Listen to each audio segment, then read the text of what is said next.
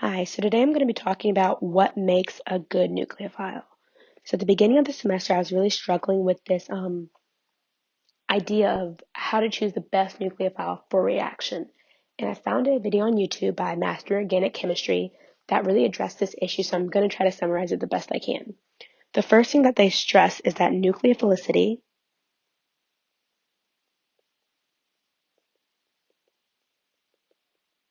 is a measure of rate.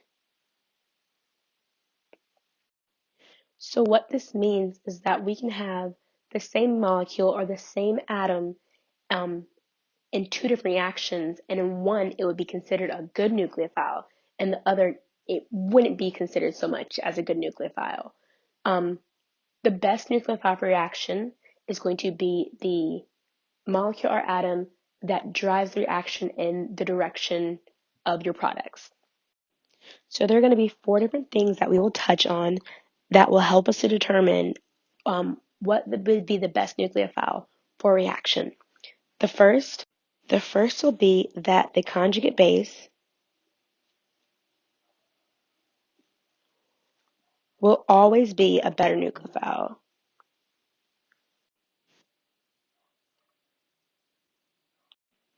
So what exactly does this mean?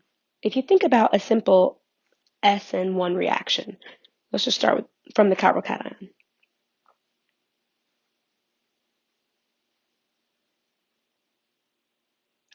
The nucleophile of the reaction is going to attack the carbocation, and we draw our arrow by starting at the lone pairs on the nucleophile, darn it, to the carbocation. So if you think about something like water,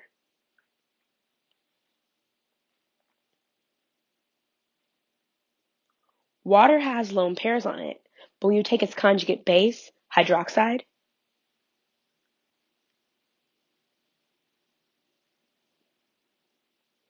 it has more lone pairs on it, making it for a better nucleophile.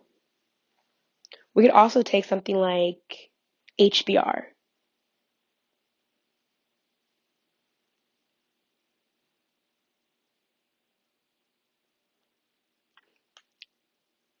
Its conjugate base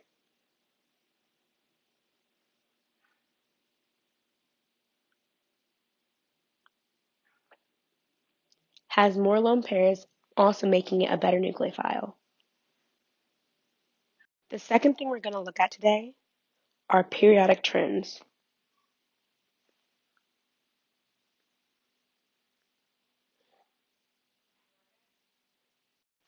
We can think of nucleophilicity as the opposite of electronegativity, which would mean that nucleophilicity would increase as we move to the left and then down. Fluoride is the most electronegative atom on the periodic table. So for a second, let's take a look at these fellas here. We're going to have CH3,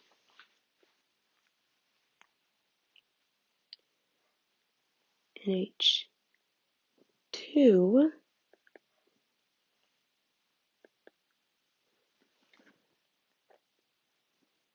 OH, and then fluoride. We already discussed how fluoride is the most electronegative atom on the periodic table. It does not want to give up its electrons. It has electrons to give up, which means it can act as a nucleophile, but it doesn't want to give them up, making it the least electronegative out of everything in this group. So we're just going to go ahead and name that one. It's going to be 4 for least. Carbon, however, doesn't like to be in this anionic state, meaning that those electrons are going to want to participate in a reaction. That reaction is going to be very fast, and it's going to be the most electronegative out of this group of atoms. The third thing that we're going to discuss is the solvent. In class, we talked about how we will have two different types. Well, there's multiple different types of solvent, but the two we're going to be focused on are the polar protic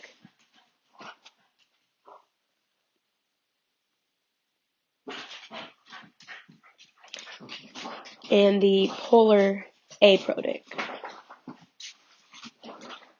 I'm sorry for that noise. My dog has just come in the house and he's a little riled up. So for a second, we're going to take a look at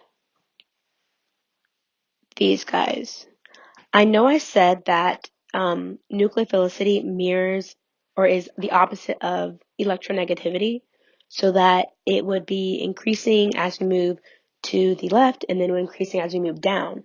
But in reality, the as we move down the periodic table, the solvent is going to come into a much bigger play than the like opposition to electronegativity.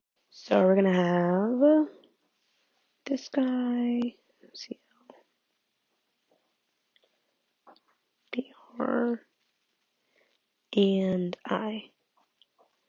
And I know I mirrored that guy, but we're going to ignore him.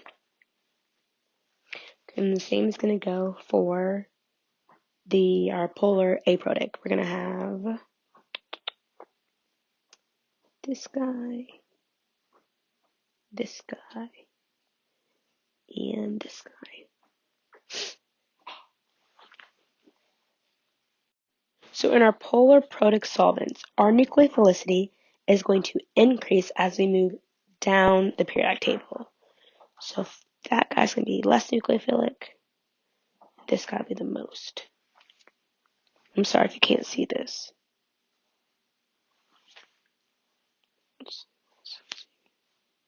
That's unnecessary. Okay. But when we're in a polar aprotic solvent, that trend's going to be reversed. This one will be the most, nucleophilic, and this is the least.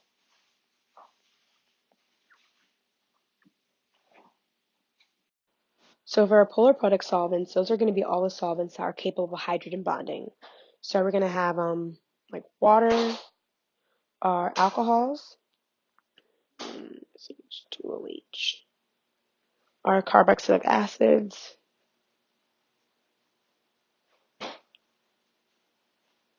darn it, as well as amines.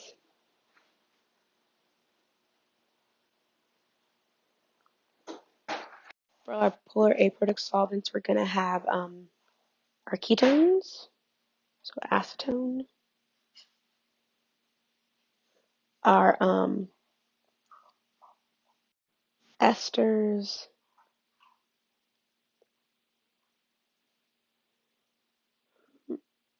HOCH, ethers,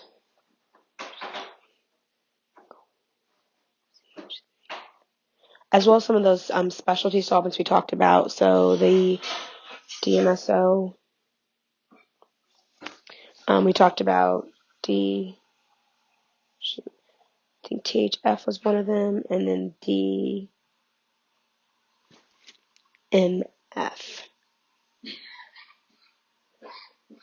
And of course, there are many more that we could get into. So out of all these atoms, fluoride, or F minus, is the most basic.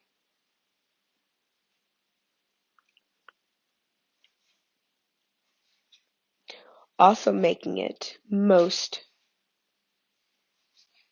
reactive.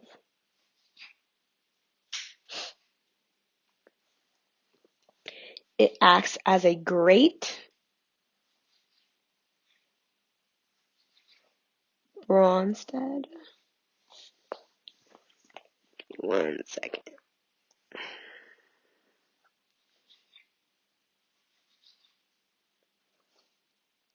Lowry base, meaning it's a hydrogen bond acceptor.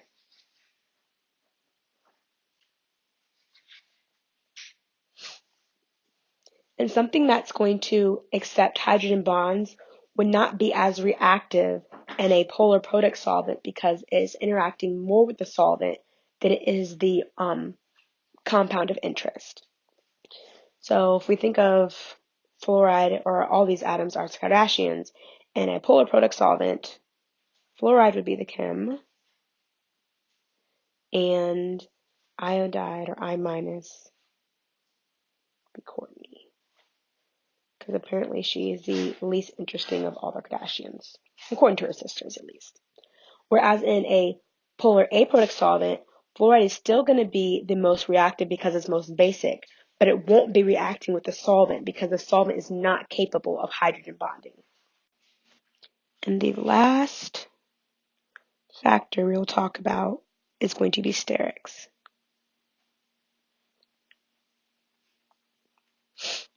Now, sterics is a funny one because the sterics of the nucleophile as well as the sterics of the substrate can affect the rate of the reaction.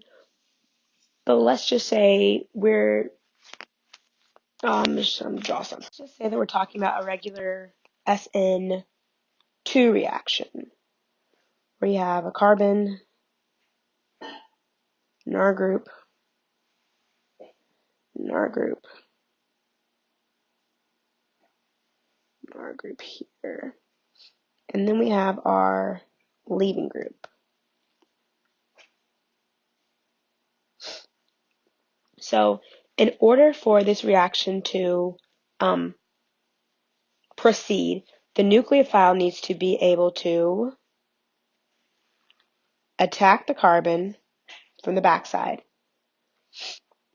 And the bigger we make this nucleophile, the more sterically hindered this nucleophile will be, the slower that attack will take place. So let's just draw some nucleophiles that we could use in this reaction. We have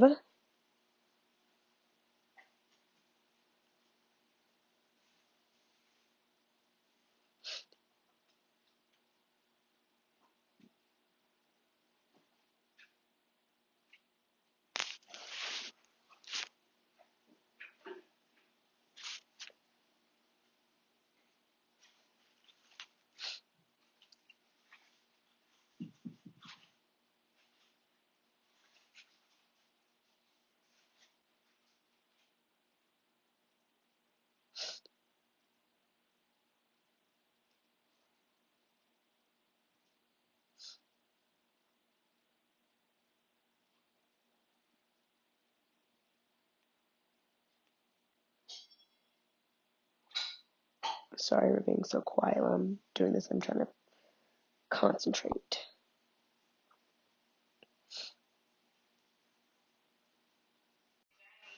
So each of these nucleophiles is a good nucleophile within its own right.